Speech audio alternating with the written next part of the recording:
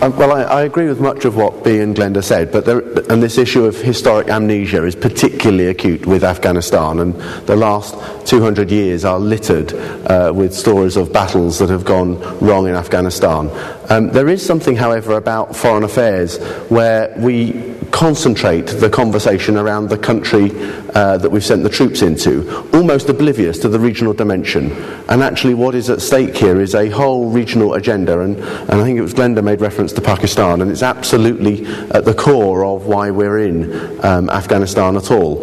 But this is one of the occasions where there was full support from the Security Council and 43 countries in there. Actually, I think we went in with 38 countries, and 5 have since joined the mission because it's considered worthwhile. But I kept, and I remember it very distinctly, I've got a cutting from the Independent newspaper in 1999, and Independent's one of the few newspapers that still converses on international affairs in some detail.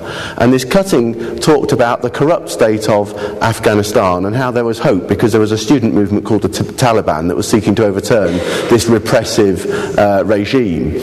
And it was written with some optimism that actually change was coming in Afghanistan, and it was coming from the grassroots up. And there's still something about Western foreign policy that I dislike, where it's whether we like the nature of the change that's achieved.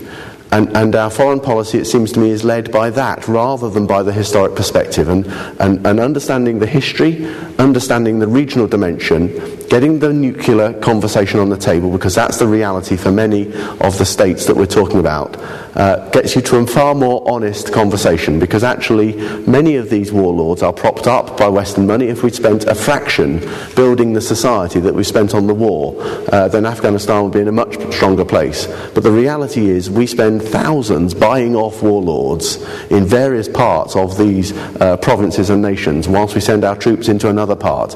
And it's a game of chess that we're losing, and we're losing it badly. Thank you.